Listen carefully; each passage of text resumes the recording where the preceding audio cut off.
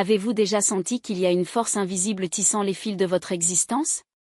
Comme si des signes subtils, presque imperceptibles, tentaient de vous éveiller d'un sommeil spirituel qui dure déjà trop. Ce que nous appelons la coïncidence peut en fait être une invitation sipillée, un message urgent déguisé en chance. Parmi tous les symboles qui traversent l'histoire de la spiritualité, peu porte à la fois le mystère et le numéro 33. Il n'est pas étonnant qu'il ait été vénéré, craint et caché pendant des siècles, après tout, marque l'âge du Christ dans sa crucifixion, mais va bien au-delà d'un simple nombre d'années. Dans les traditions ésotériques, le 33 n'est pas un nombre, c'est le sommet de l'escalade spirituelle, le moment où l'être humain ordinaire se transfigure dans un canal vivant de lumière divine. Et si les 33 années de Jésus n'étaient pas seulement une mesure du temps mais une carte spirituelle cachée à la vue de tous? La version officielle du christianisme réduit sa trajectoire au miracle, à la mort et à la résurrection, mais il y a une couche plus profonde et moins exploitée, où chaque étape de votre vie est un code symbolique, une clé d'un processus d'éclairage accessible à toute personne désireuse de se réveiller. Jésus n'est pas devenu adoré comme une idole lointaine. Il incarnait comme un maître du chemin, un guide silencieux de ceux qui ont des yeux à voir et des oreilles pour écouter au-delà des mots. Chaque geste de celui-ci cache une leçon, une idée, chaque phase de son existence, un pas vers le divin. Le 33 n'est pas un nombre au hasard, en Kabbale, il représente l'union entre les mondes supérieurs et inférieurs. Chez la franc-maçonnerie, c'est le degré maximal d'élévation spirituelle. Dans le corps humain, il y a 33 vertèbres qui soutiennent la colonne vertébrale, la même colonne à travers laquelle l'énergie de la Kundalini monte dans les traditions orientales. Ce n'est pas une coïncidence. C'est l'architecture cosmique. Tout pointe vers un seul principe, ascension. Mais y a-t-il en effet un livre des 33 étapes? Pas un manuscrit poussiéreux dans une bibliothèque secrète, mais une œuvre vivante, enregistrée dans des symboles, des archétypes et des gestes historiques, espérant être déchiffrés par ceux qui sont prêts. Si ce livre existe, il n'est pas stocké dans les parchemins. Il est imprimé dans la vie d'un maître, une carte spirituelle incarnée, un théâtre sacré représenté pour éveiller l'humanité. Les étapes ne sont pas numérotées, mais elles sont là, voilées entre les paraboles et les actions, révélées uniquement à ceux qui ont le courage de plonger en eux-mêmes. La vie de Jésus peut être lue comme un évangile externe, ou comme un manuel interne. Une invitation à passer par les mêmes 33 étapes qui l'ont conduit de l'incarnation aux Lumières. Et cette invitation, silencieuse et persistante, résonne toujours à ceux qui ont une sensibilité à l'entendre. Avant que toute religion ne soit venue l'appel. Que je change cette gorge dans la poitrine de ceux qui estiment que la vie ne peut pas naître pour naître, payer des factures, répéter des routines et disparaître. Jésus a répondu à cet appel avec tout ce qu'il était. Et au cours de ses 33 ans, il a montré comment le faire, avec courage, abandon et présence absolue. Il n'a pas promis d'installation. Il a offert la vérité, et la vérité, pour ceux qui la recherchent vraiment, nécessite tout de vous. Par conséquent, cette carte n'est pour personne. C'est pour ceux qui acceptent de perdre le monde de trouver l'âme.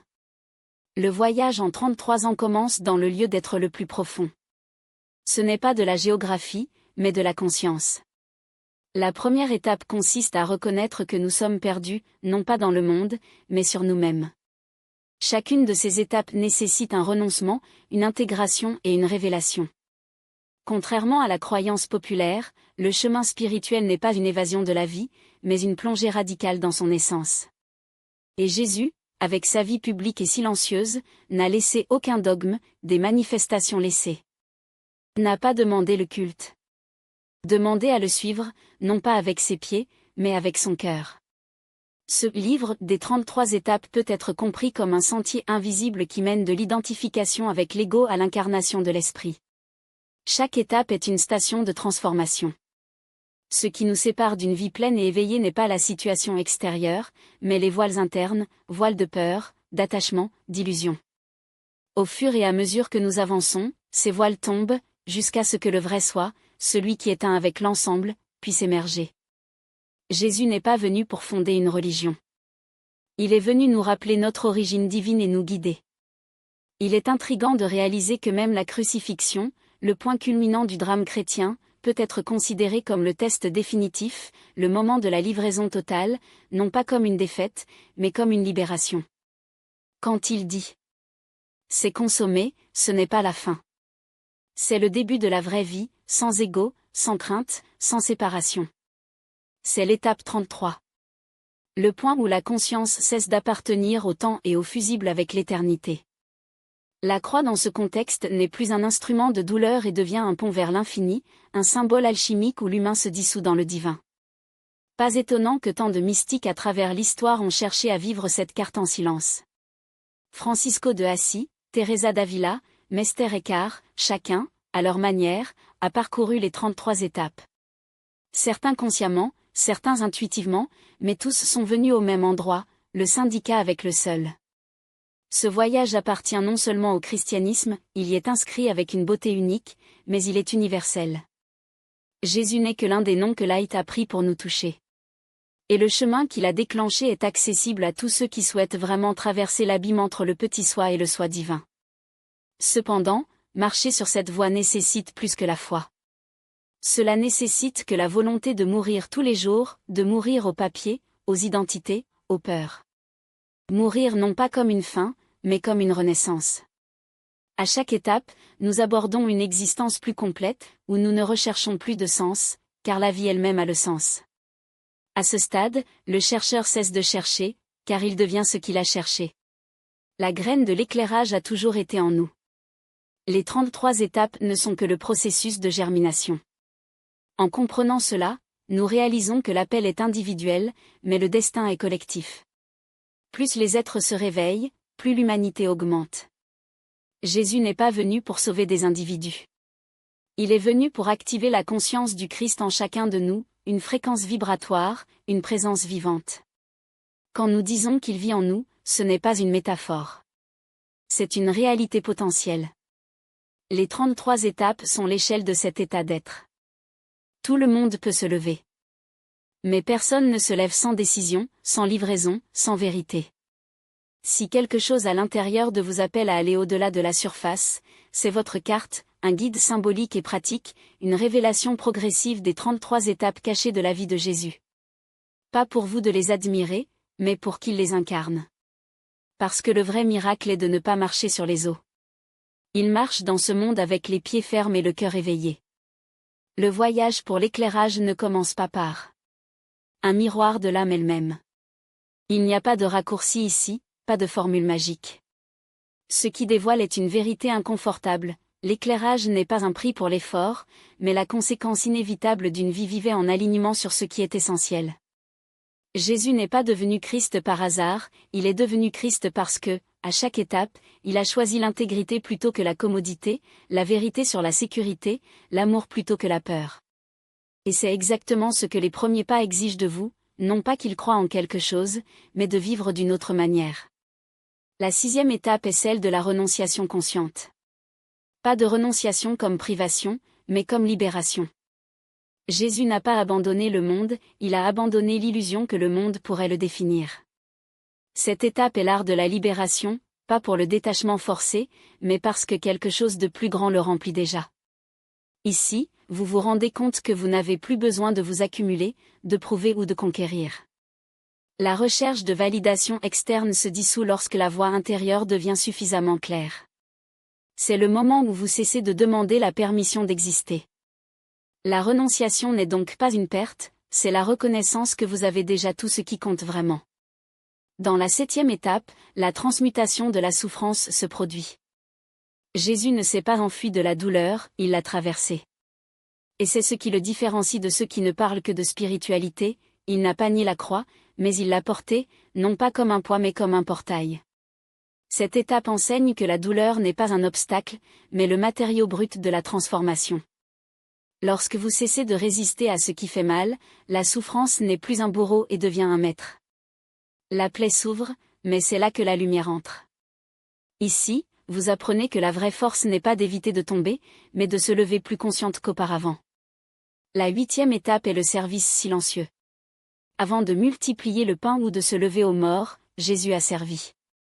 Il a lavé les pieds. Entendu l'invisible. Guéri le rejeté. Cette étape révèle une vérité explosive, la spiritualité qui ne se traduit pas en action n'est qu'un autre fantasme de l'ego.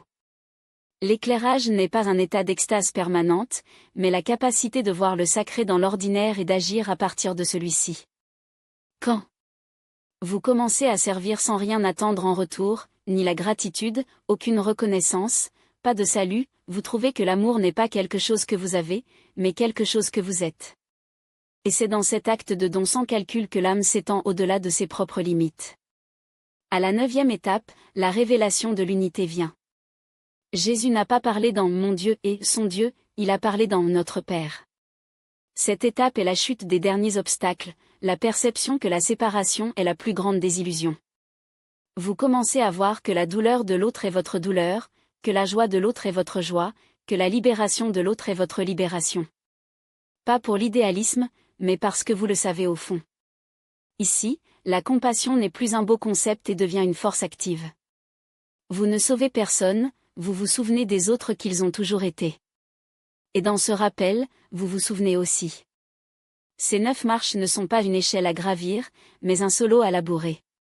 Ils ne prennent nulle part parce que vous êtes déjà là où vous devez être, ici. La différence est que maintenant vous êtes éveillé pour cela. Jésus n'était pas l'illumination, il incarnait l'éclairage.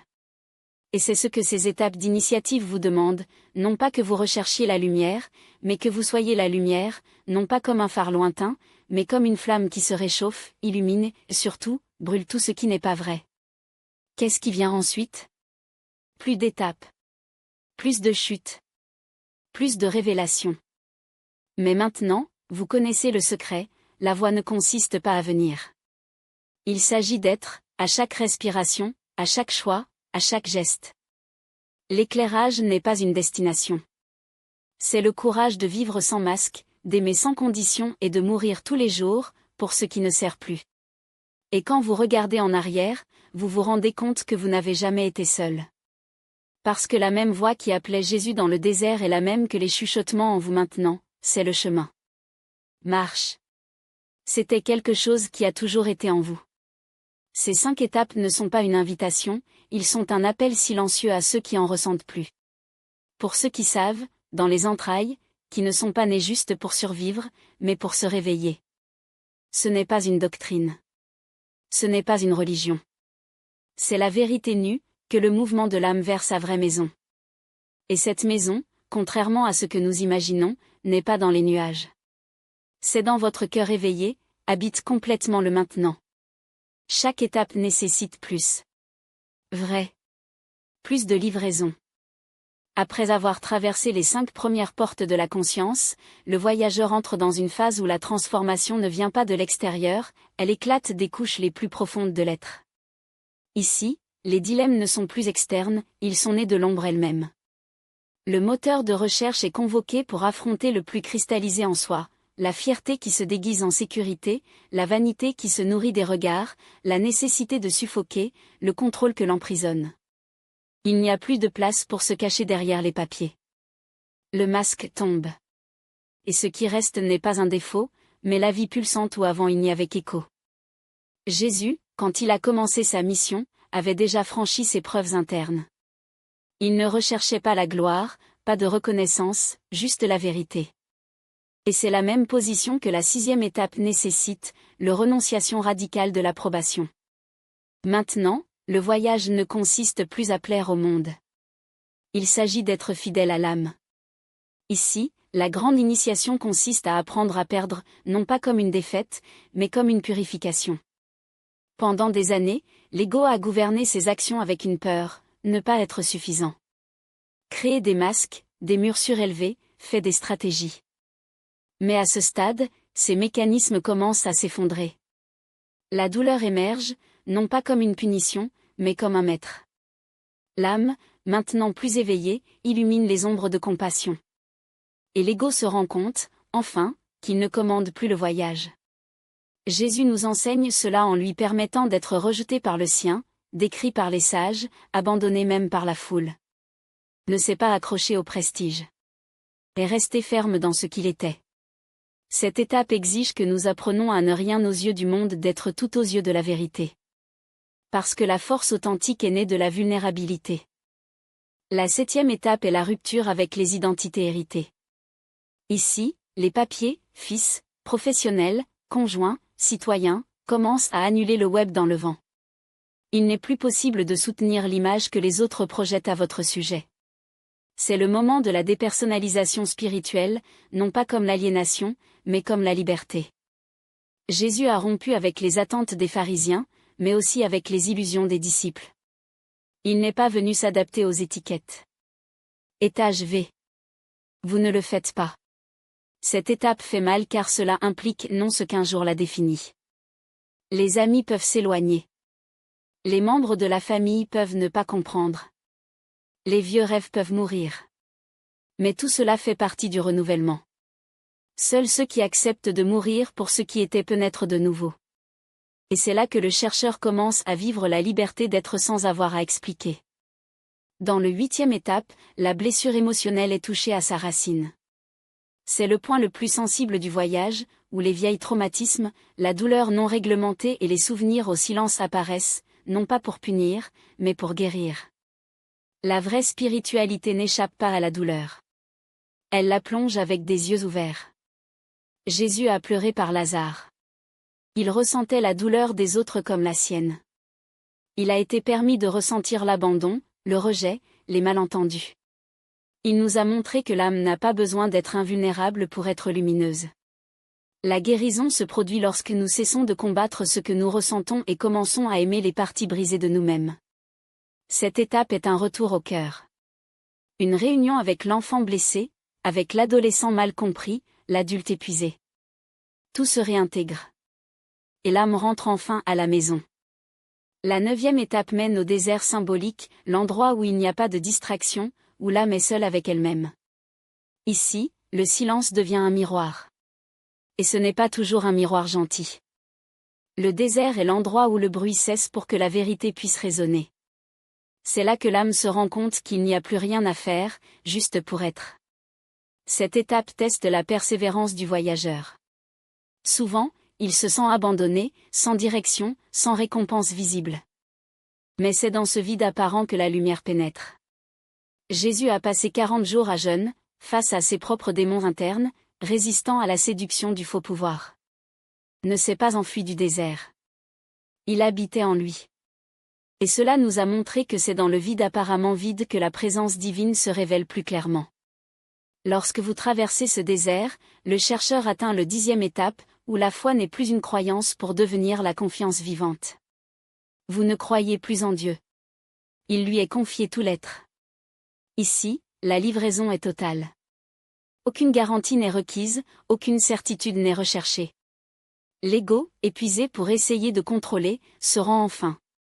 Et dans cet acte de reddition, un nouveau pouvoir est né, pas celui qui domine, mais coule. Jésus a marché sur les eaux non pas comme un spectacle, mais comme un symbole. Quand il n'y a pas de peur de la mort, l'impossible devient naturel. Cette étape enseigne que la foi n'est pas une ressource de désespoir, mais la certitude que même sans terre ferme, il y a une direction. Maintenant, le chercheur marche avec un cœur ouvert. Vous savez que vous pouvez tomber et toujours faire confiance. Parce que ces preuves spirituelles ne sont pas une punition, ce sont des bénédictions déguisées en crise. Ce sont des miroirs qui révèlent où il y a encore une résistance, où l'amour n'a pas encore pénétré. Chaque douleur chargée à ce stade est en fait un appel à la transformation. La souffrance ne fait que souffrir lorsque nous nous accrochons à lui. Mais lorsque nous le traversons avec présence, il se transmet en force. Jésus n'a pas évité la douleur. Il l'a sanctifiée. Et ce faisant, il nous a laissé un modèle, comment convertir la souffrance en conscience. Ces étapes sont comme des fours alchimiques, brûlant le faux, purifiant le vrai. L'âme, déjà éveillée, passe par une deuxième naissance, plus douloureuse, plus profonde, plus brillante. Chaque test est une porte. Chaque automne, une leçon. Le moteur de recherche commence à comprendre que le chemin spirituel n'est pas une ligne droite, mais une spirale ascendante. Nous revisitons des thèmes, rencontrons la douleur, mais avec chaque cycle avec plus de conscience, plus d'amour, plus vrai. À ce stade du voyage, la vie externe peut sembler désordonnée. Les anciennes structures ne soutiennent plus et les nouvelles ne sont pas encore arrivées. C'est les limbes sacrées, où l'âme apprend à faire confiance à l'invisible. Beaucoup se retirent ici, pris par la peur. Mais ceux qui avancent découvrent que l'invisible n'est pas l'absence, c'est l'origine. La confiance devient un sol ferme. La présence, le guide le plus sûr. Jésus n'a jamais eu de carte. Il a été conduit par une mélodie avec le Père. Et c'est le même réglage qui commence à guider les recherches du chercheur. À la fin de la 10e étape, quelque chose a changé pour toujours. Être ne cherche plus à être spécial. Cherche à être réel. Il ne veut plus briller aux autres. Veulent servir. La vanité cède la place à la simplicité. Et la simplicité devient la beauté. Ce n'est pas le début d'un nouveau niveau, mais la révélation que le sacré a toujours été le tissu dans l'ordinaire. Le miracle n'est pas l'extraordinaire qui brise la routine, c'est la respiration même qui devient. Dans la prière. L'âme, autrefois dispersée, danse maintenant dans la boussole divine. Il n'y a plus de hâte, car le temps s'est rendu au flux. Et là où il y a du flux, il y a la paix. Passer des étapes 6 à 10, c'est accepter la maturité spirituelle. C'est pour sortir de l'enfance mystique, où tout est de l'extase ou du désespoir, et entrer dans l'adolescence de l'âme, la phase dans laquelle le doute mord toujours, mais la direction est déjà des signes, où la douleur persiste, mais la transfiguration de la sagesse, où la lumière n'est plus un flash pour devenir l'état. Le voyage n'est alors plus personnel.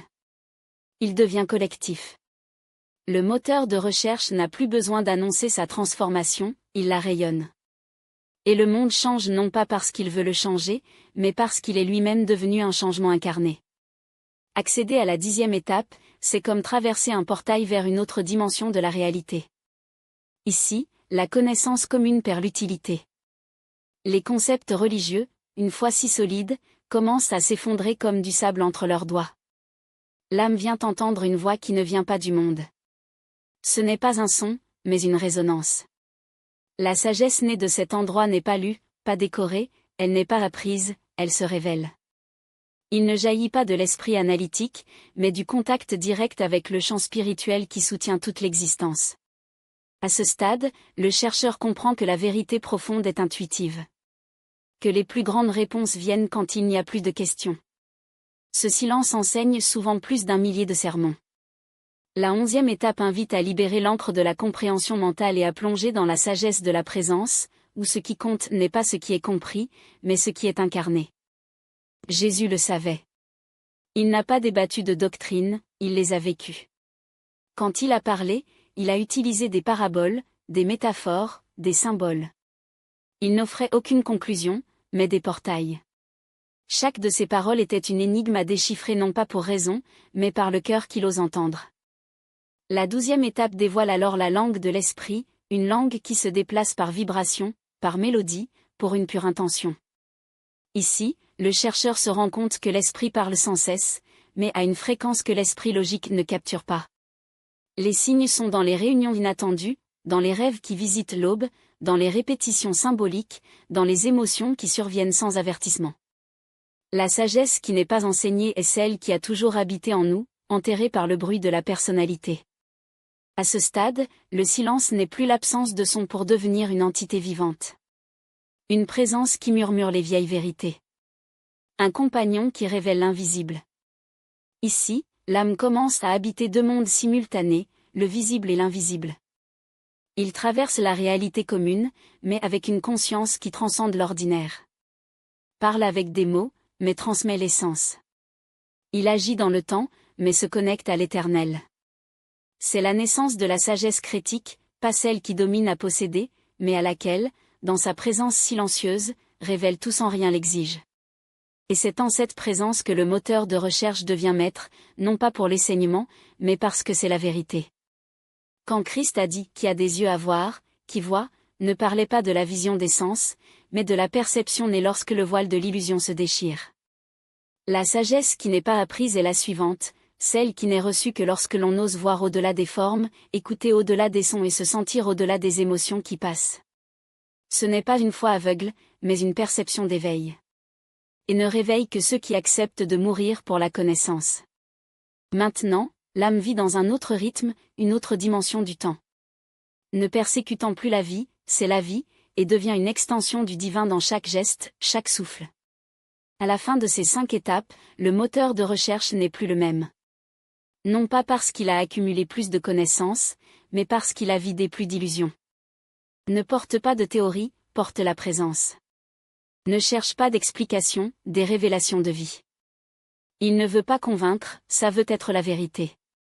Et c'est cette expérience silencieuse, aimante et présente qui commence à transférer tout autour.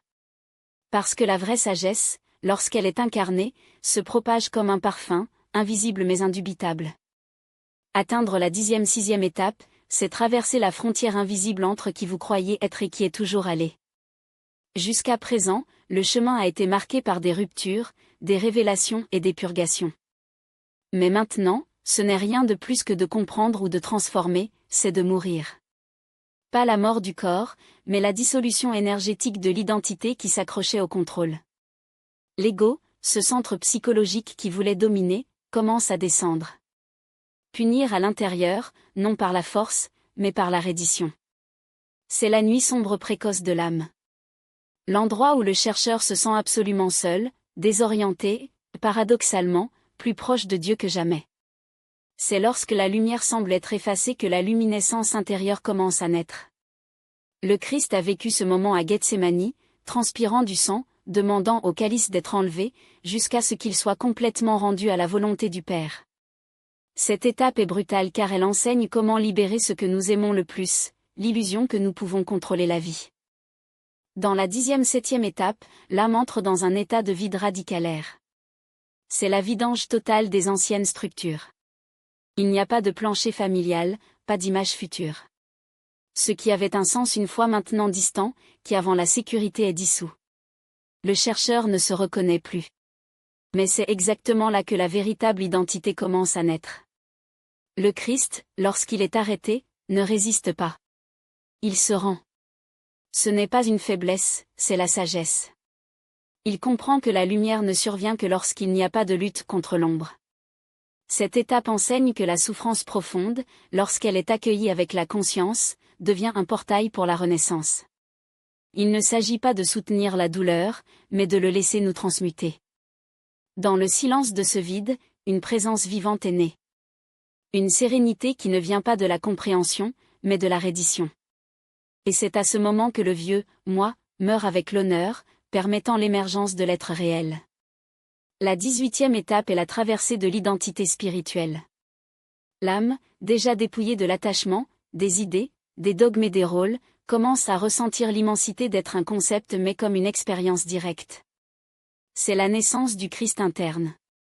Jésus le savait quand, même crucifié, il a offert de la compassion, « Père, pardonne-leur, parce qu'ils ne savent pas ce qu'ils font. » Il n'a pas réagi, a-t-il transcendé. Cette étape nécessite plus que la foi, elle nécessite une vérité existentielle absolue. Ici, on ne vit plus selon ce que le monde attend. Vous vivez à partir d'un noyau inébranlable, un silence plein de sagesse. L'âme devient un réceptacle du divin. On ne parle plus de la maison de Dieu. C'est la renaissance de la conscience chrétienne dans l'humain. La fusion des opposés.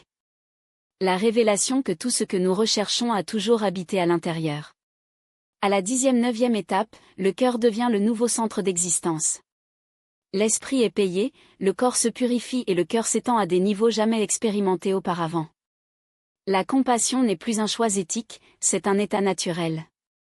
Ne choisissez pas d'aimer, aime parce que si c'est l'amour. Le Christ, même face à la souffrance la plus cruelle, ne durcit pas. Il reste ouvert, pur, vibrant. Il transcende la mort sans avoir à s'échapper. Cette étape est la consécration de l'esprit sur la matière. L'amour n'est plus un sentiment, c'est la substance, c'est la présence, c'est le domaine. Le moteur de recherche devient une présence de guérison. Son existence simple se transforme, non pas parce qu'elle parle avec l'éloquence ou enseigne quelque chose de nouveau, mais parce qu'elle rayonne. La présence ne cherche plus à convaincre, transfigurée par résonance. Enfin, le 20e étape scellait l'alchimie. C'est le moment où le chercheur, maintenant vide de lui-même, est rempli par Dieu, non pas par l'extase permanente, mais avec une paix constante. Un état où tout est accepté, intégré, compris. Le monde continue avec son bruit, mais ne l'affecte plus comme avant. Ce qui était la crise devient l'apprentissage. Ce qui était la perte devient la libération. Ce qui était la mort devient une renaissance. Ici, l'identité éternelle assume le commandement de la vie quotidienne, et cela change tout. Relations, travail, spiritualité, tout s'aligne. Le chercheur ne vit plus pour trouver la vérité, mais pour en être un instrument. Le Christ ne ressuscite pas seulement comme un événement surnaturel, mais comme un symbole d'un être qui a dépassé la séparation et est devenu un avec l'ensemble. Ces 5 étapes forment le cœur de la transfiguration spirituelle. Il n'y a aucun moyen de traverser ce portail sans douleur, sans perte, sans silence profond. Mais il n'y a aucun moyen d'en émerger sans liberté, sans lumière, sans vérité. L'âme qui traverse cette mort symbolique n'est plus en otage pour le monde. Il devient ambassadeur de la lumière, marchant avec humilité, mais avec une autorité intérieure inébranlable. Parce que ceux qui sont morts pour lui-même ne craignent rien. Et qui a déjà touché l'Éternel n'est pas perdu dans la transition. Cette phase du voyage est si intime qu'elle ne peut pas être pleinement exprimée en mots. Chaque moteur de recherche en fait l'expérience d'une manière unique. Mais l'essence est une, qui se permet de mourir, découvre qu'il était déjà éternel. Les signes sont universels. Mais sa langue est le silence. Le décapage, la vidange, l'immobilité absolue, puis, comme un rayon de soleil déchirant l'obscurité, une nouvelle fréquence est née. Ce n'est pas une fréquence qui est entendue mais se sent, elle guérit par la présence simple, apaise avec un regard, se réveille avec la pureté du geste. Ce n'est pas un masque spirituel, un caractère brillant. Il est dépouillé des appareils, éveillé, réel, coulant sans effort. C'est la vraie naissance du Christ intérieur, non pas comme un dogme, mais comme une essence vivante. Un être qui sert la vie avec un cœur propre et une âme en paix.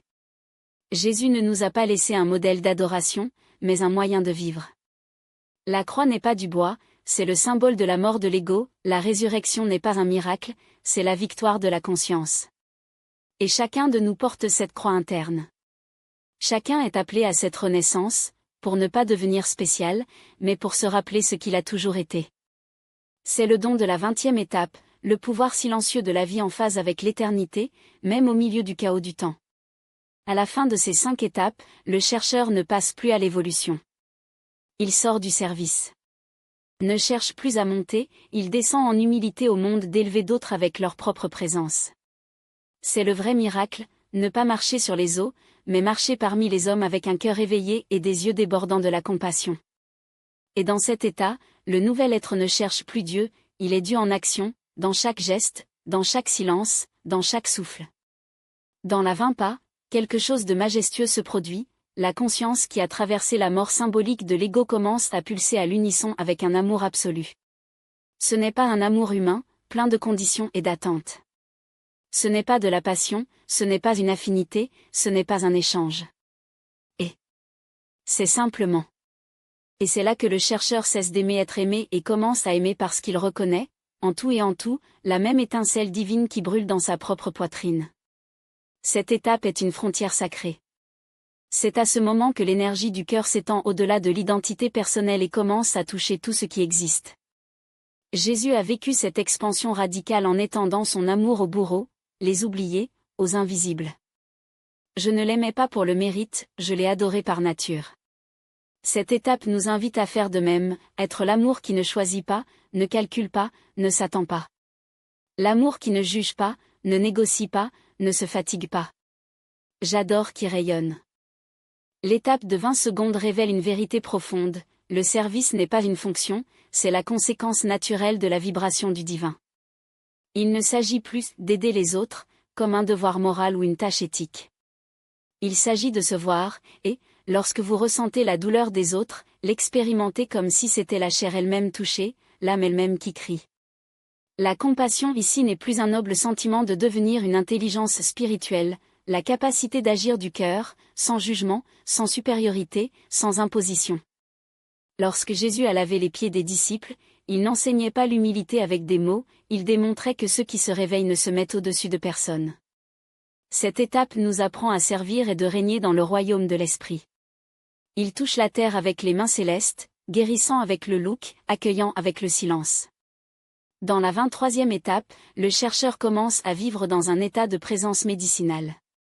Son existence simple transforme les environnements, les cœurs sereins, dissout les tensions, non pas parce qu'il dit de belles choses ou agit d'une manière spirituellement correcte, mais parce que sa vibration est cohérente avec la source. Cette étape nous montre que l'énergie de l'amour conscient guérit.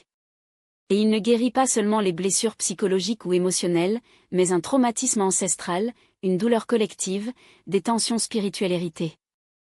L'âme, maintenant alignée, devient un canal pour transmettre une force invisible qui agit sur les couches les plus profondes de la réalité. Quand Jésus a joué quelqu'un, ou leur a simplement permis de le toucher, il n'y avait pas de rituel. Il y avait un lien direct avec l'essence. La guérison s'est produite parce que sa présence était pure, entière, aimante. Cette étape est l'éveil de la médecine du Christ en nous. En franchissant la 20 quai, l'amour devient universel. Il ne s'agit plus seulement d'aimer le voisin, mais de l'existence elle-même. Le soleil, le vent, la pluie, les animaux, les cycles, l'impermanence. Vous aimez ce que c'est et ce que c'était. Même les erreurs deviennent sacrées parce qu'elles révèlent un moyen.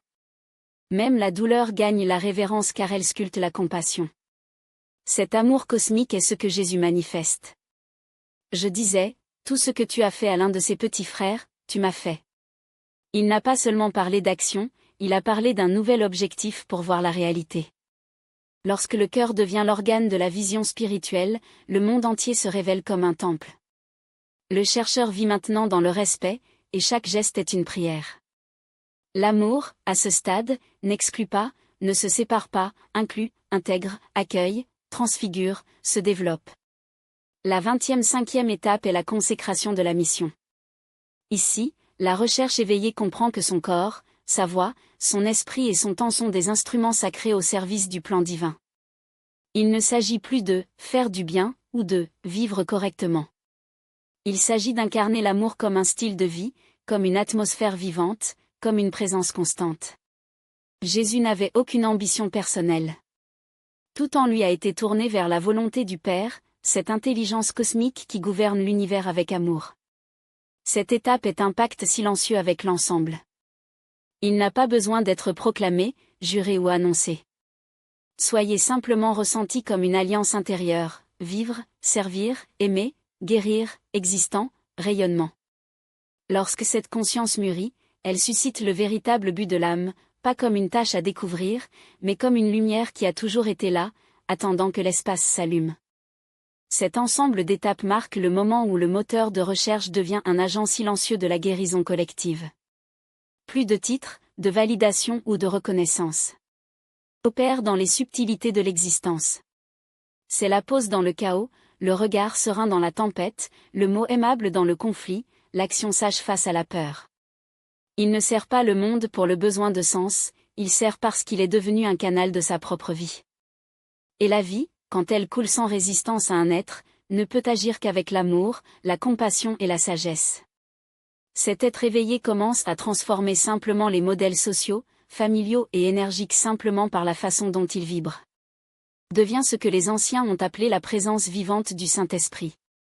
À ce stade du voyage, les dons spirituels commencent à se manifester, mais pas comme des superpuissances, mais comme des outils humbles au service de l'amour. C'est peut-être le don de la guérison, de l'écoute, de la parole, de la vision intérieure, de l'inspiration. Mais tout cela est gardé secret, dans le respect.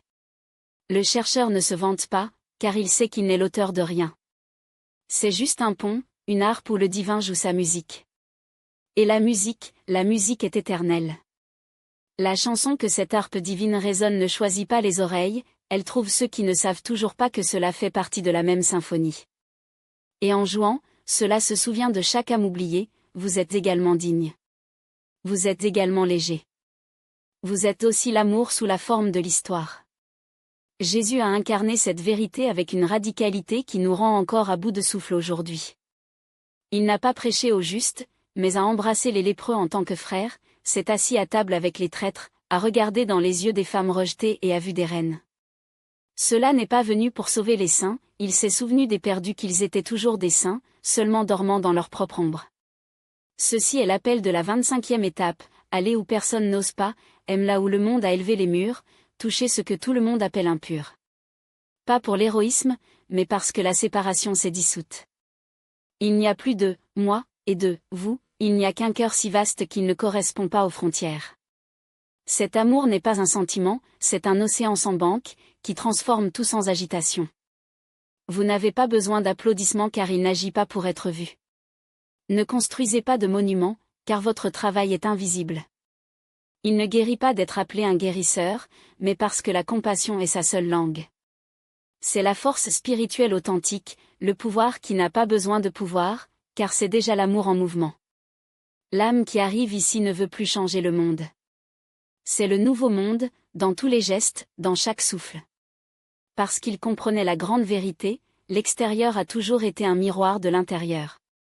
Et la seule révolution qui compte est née dans le silence d'un cœur qui a décidé de ne pas blesser, pas de juger, pas de diviser, juste de l'amour. Musique. La fermeture de ces 5 étapes est un silence complet. Pas le vide, mais la plénitude qui n'a pas besoin de mots.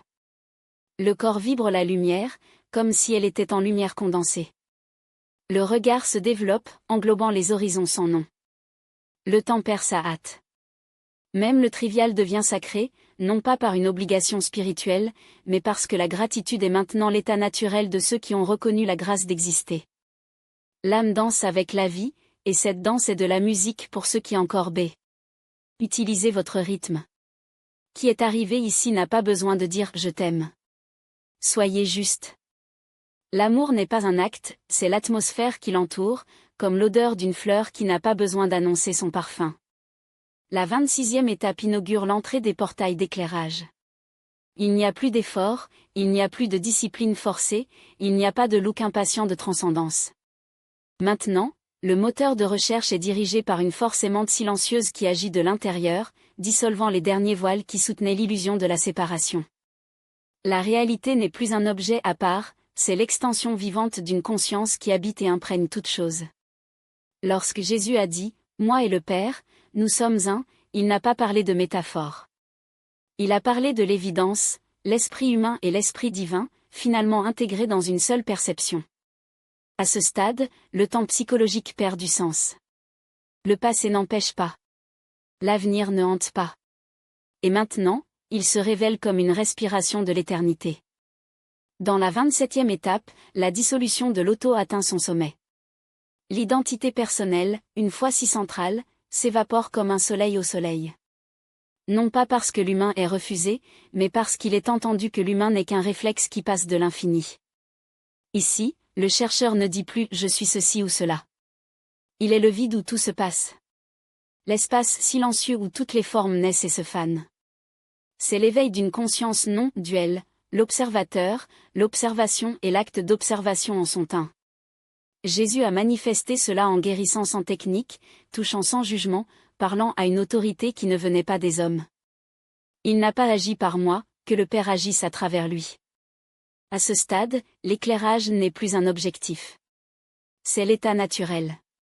Le chercheur vit comme un pur témoin de la grâce, sans attachement au rôle, histoire ou résultat. La 28e étape est l'expérience directe de ce que les mystiques appellent l'unification. Ici, le cœur et l'esprit fusionnent.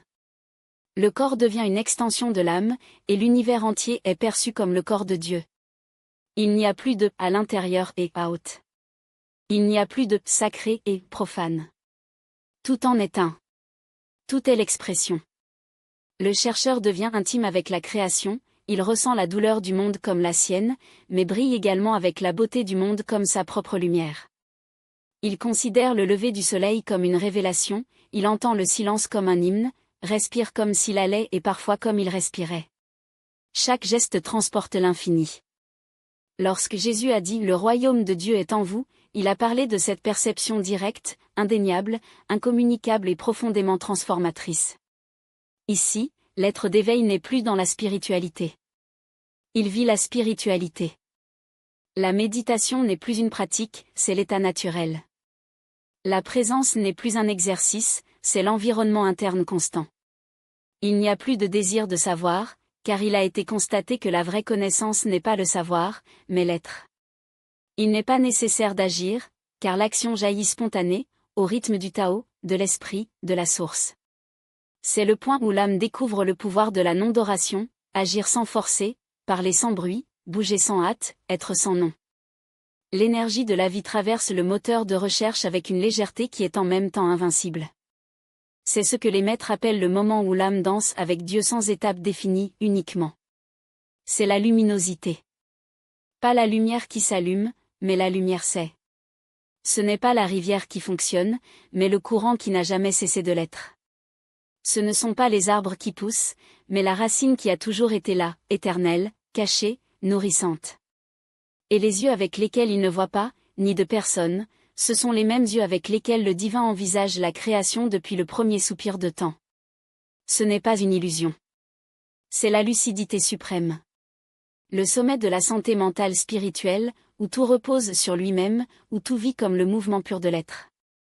De là, le voyage ne se termine pas. Il devient éternel. Le moteur de recherche n'est plus celui qui se dirige vers la lumière, il est la lumière, se promenant parmi les hommes avec des marches de coton, révélant que la lumière n'était jamais éloignée, uniquement couverte par la peur et l'ombre de soi. Plus de maître, mais honore chacun qui a traversé son chemin. Il ne dépend pas des techniques, mais embrasse toutes les pratiques en tant qu'enfant de la même vérité. Il ne cherche pas à appartenir, car c'est déjà l'appartenance elle-même, le tissu dans l'avertissement de l'ensemble. Sa présence guérit involontairement, car il guérit. Sa parole se réveille sans sermon, car c'est l'écho du silence original. Sa vie devient un évangile vivant, non écrit en parchemin, mais enregistré dans le de ceux qui le trouvent. Jésus est venu à cet endroit. Il a pleuré comme un homme, a souffert de mortel, mais est mort pour tout cela sans rien nier. Et en montant, il a montré que l'esprit en nous est plus grand que le temps, supérieur à la peur, supérieur à la mort elle-même. Ces dernières étapes ne sont pas pour le parfait. Ils sont pour les entiers. Pas pour les saints idéalisés, mais pour les humains prêts à se vider complètement des mensonges qui les séparaient d'eux-mêmes. Le véritable réveil est simple, sans tracas, silencieux, mais il est irréversible. Avoir ici, c'est reconnaître que la recherche a toujours été la voie à la maison. Que la carte était à l'intérieur. Que les 33 marches n'étaient pas des escaliers pour se lever, mais des voiles se dissolvant, jusqu'à ce que seul le soi nu, pur, brillant et éternel reste. C'est pourquoi la 29e étape offre le plus grand de tous les dons, la paix qui ne dépend pas du monde, car elle est née de celle qui est devenue le monde en paix.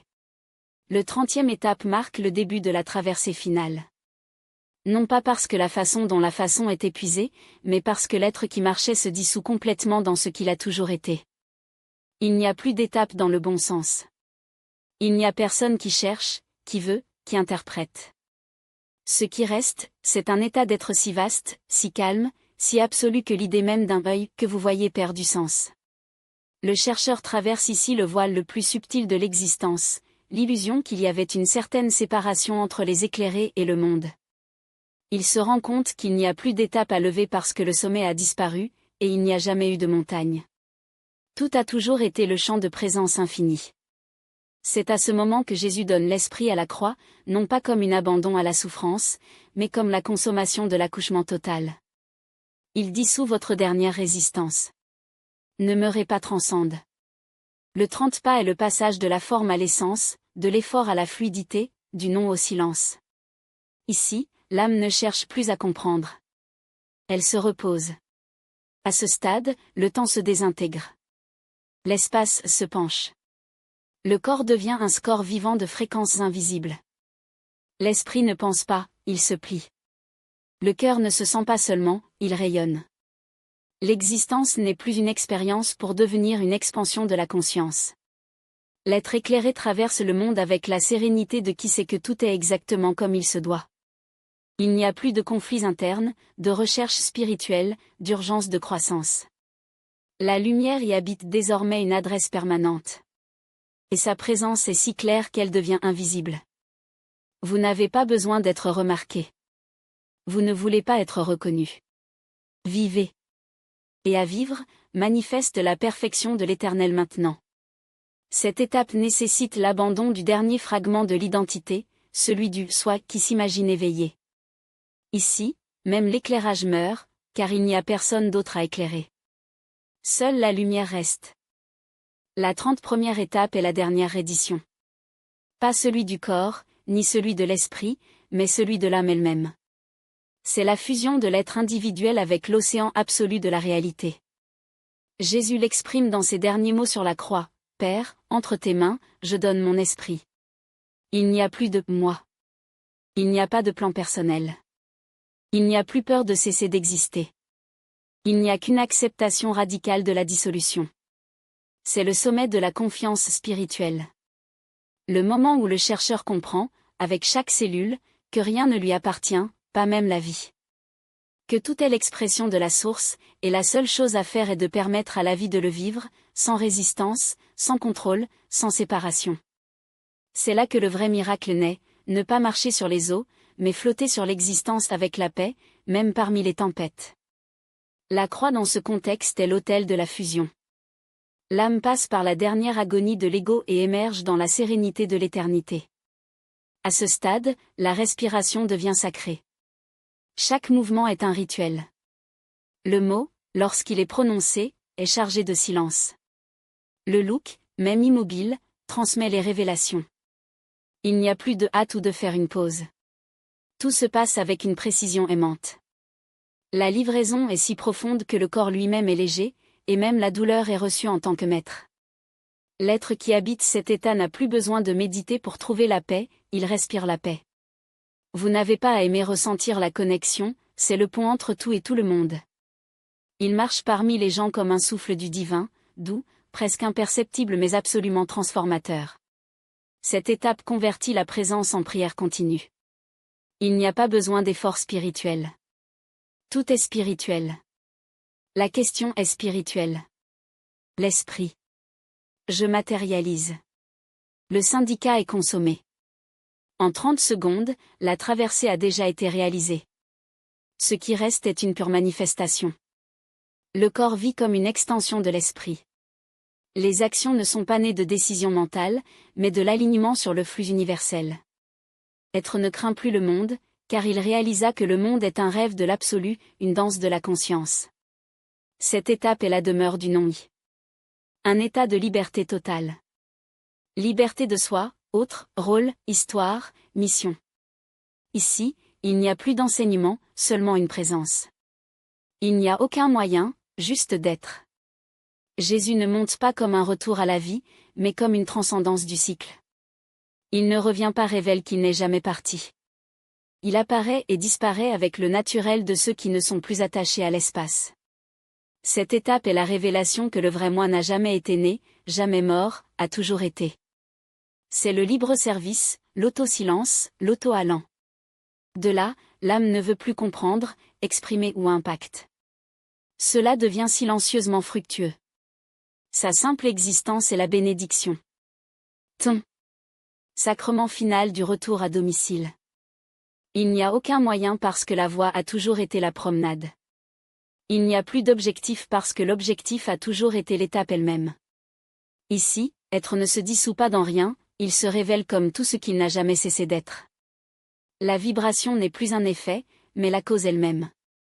Il ne se transforme pas parce qu'il agit, mais parce qu'il l'est. Votre silence n'est pas l'absence de son, mais la chanson originale avant les notes. Il ne cherche pas de cohérence avec la source, car il a constaté qu'il n'était jamais séparé d'elle. L'âme ne reflète plus la lumière, c'est la lumière qui a oublié que c'était l'ombre. Les gestes ne sont pas impeccables avec la discipline, mais parce qu'ils sont nés d'une pureté qui ne connaît pas une alternative. Les choix ne sont pas simples pour l'ascétisme, mais parce que la complexité a fait ses preuves de l'évidence. Ici, la mission n'est pas réalisée, elle dévoile ce qui s'est toujours passé. Il n'y a plus de hiérarchie entre la vie sacrée et la vie quotidienne parce que la vie quotidienne est devenue le lieu où le sacré est découvert. Lavez vos pieds, cassez le pain, regardez dans vos yeux, tout est liturgie. Le chercheur, maintenant éveillé, n'est plus un canal de l'intelligence amoureuse, il est cette intelligence qui se lance à travers la forme. Il n'y a pas de question car la question était l'illusion de la séparation.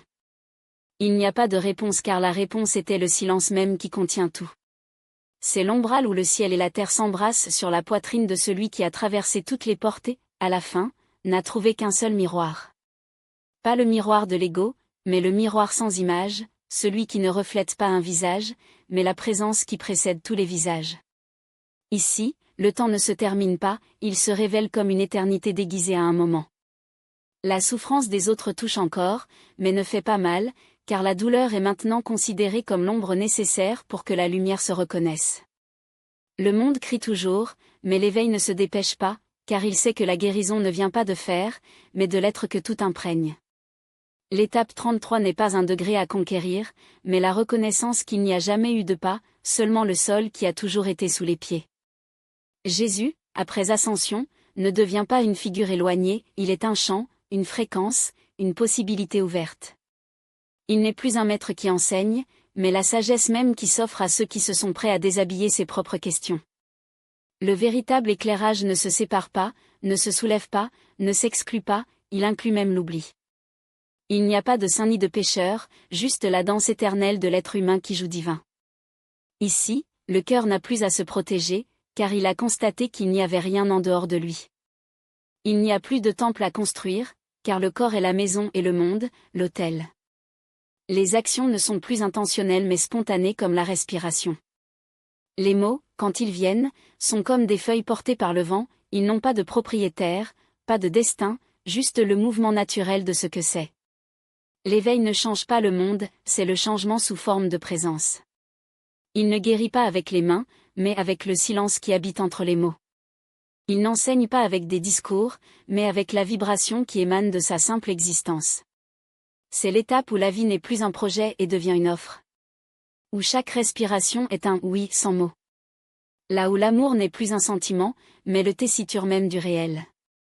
Il n'y a plus de hâte, car l'Éternel n'a pas d'horloge.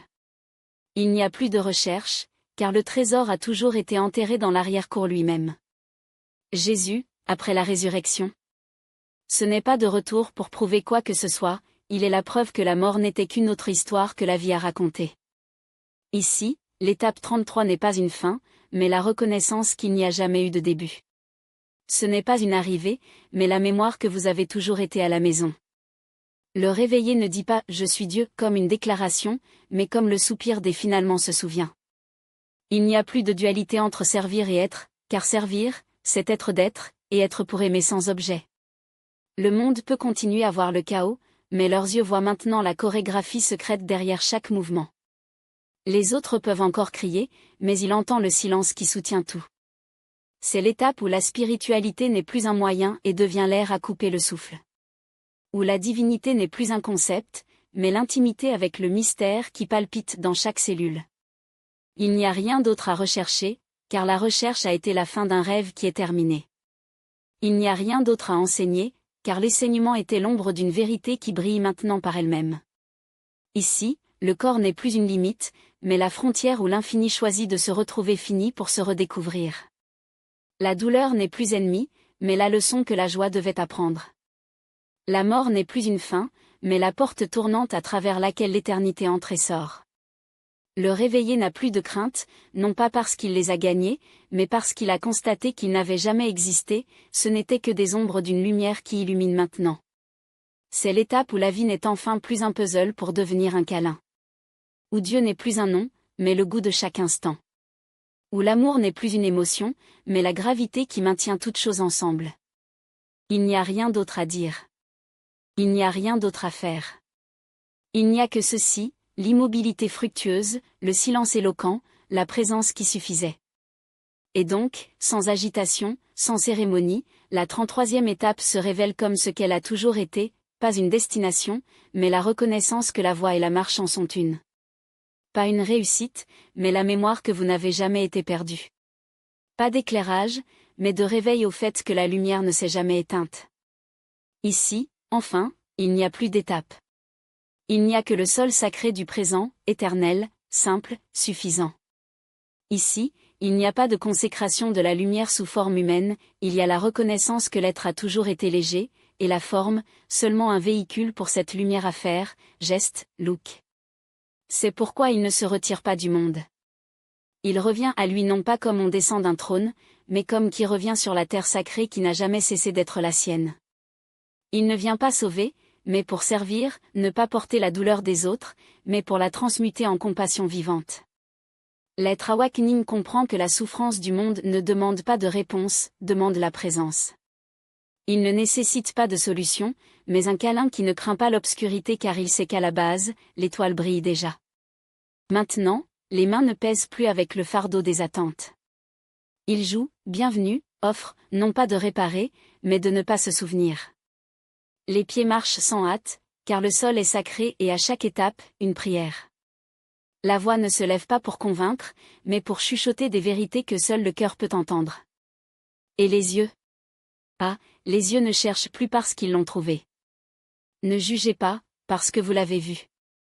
Ils ne se fatiguent pas, car ils reposent dans l'éternité de chaque instant. Ce n'est pas magique. C'est le naturel de ce qu'il a toujours été. Comme l'air qui n'annonce pas son existence, mais sans quoi rien respire. Comme la racine qui soutient l'arbre sans demander la reconnaissance. L'étape 33 n'élève pas les monuments CNEL pour laver les pieds du monde. Il ne proclame pas les vérités vivant en silence, jusqu'à ce que le silence devienne éloquent. Et donc, ce qui cherchait à devenir une réunion, ce qui était douteux, sur « quelle était la voie ?» à la maison. Il se tourne vers le point de départ, mais ce n'est plus la même chose. Le même bruit ressemble à de la musique, les mêmes pierres s'avèrent être des autels, les mêmes faces deviennent des miroirs du divin. Non pas parce que le monde a changé, parce que les yeux qui le voient maintenant sont différents. Ce qui était autrefois un problème, c'est maintenant une invitation. Quel était un obstacle, l'initiation? Qu'est-ce qu'une personne, portal? Rien n'est décontracté. Tout est sacré. Et il n'y a plus d'effort pour se souvenir, car la mémoire est devenue chère. La dernière étape n'est pas la fin d'une ligne, c'est la dissolution de toutes les lignes. La carte s'estompe car on constate que la carte et le voyageur en ont toujours été un. La recherche de lumière n'était pas plus loin, mais à l'intérieur, non comme une réussite, mais comme l'essence même de l'être. Et quand tu sais ça, N. Il n'y a plus à prouver. Il n'y a que quelque chose à vivre. Pas comme un éclairé, mais comme celui qui s'est finalement permis d'être simple, humain, avec une lueur dans les yeux et un océan d'immobilité dans la poitrine. Vous n'avez pas besoin d'être vu léger. Et précisément pour cette raison, ceux qui ont également appris à voir avec le cœur. Plus de noms, de dogmes ou de titres, portent la présence. Et cette présence, comme un vent doux, réorganise ce qui touche, guérit ce qui fait mal, dissout ce qui divise. Pas par mérite, mais par nature. Pas par l'effort, mais par la grâce. C'est la véritable fin du chemin, la mémoire dont il n'y a jamais eu de moyen. Il n'y avait qu'un seul appel, et l'appel a été répondu.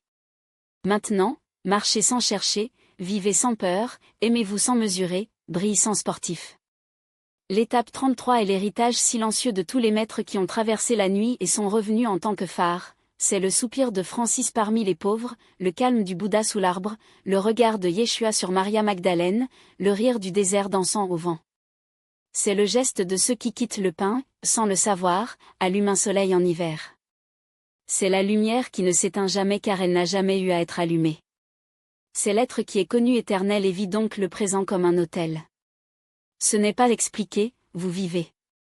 C'est la graine et la récolte, le vide et la plénitude, la traversée et l'arrivée, la déchirure et le sourire.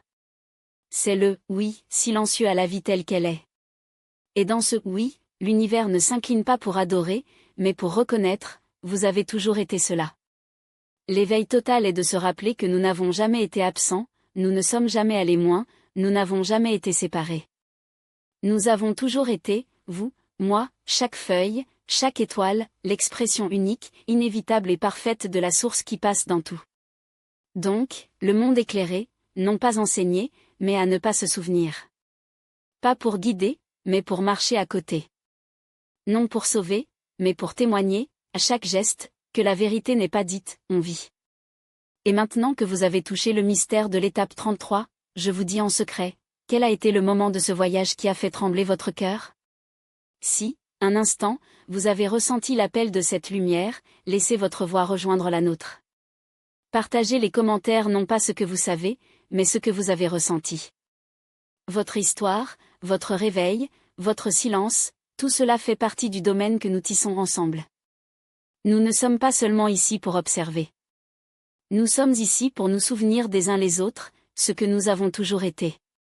Chaque mot que vous écrirez ci-dessous portera une vibration. Et cette vibration, comme une vague, se développera. Que diriez-vous de partir ici, en une phrase, qu'est-ce que cela signifie pour vous de vivre à partir de l'étape 33 ? Et si ce voyage vous passe toujours en vous, si quelque chose à l'intérieur de votre poitrine murmure, il y en a plus, cliquez maintenant dans la vidéo qui apparaît sur votre écran. Là, nous entrerons dans la fraternité de la lumière, la connaissance secrète que l'histoire s'est effondrée, mais que le cœur n'a jamais oublié. Allons plus loin. Allons au-delà de ce qu'ils nous ont dit. Parce que nous ne sommes pas simplement venus apprendre. Nous nous sommes souvenus. Nous nous voyons là-bas, avec tout l'amour que nous sommes déjà.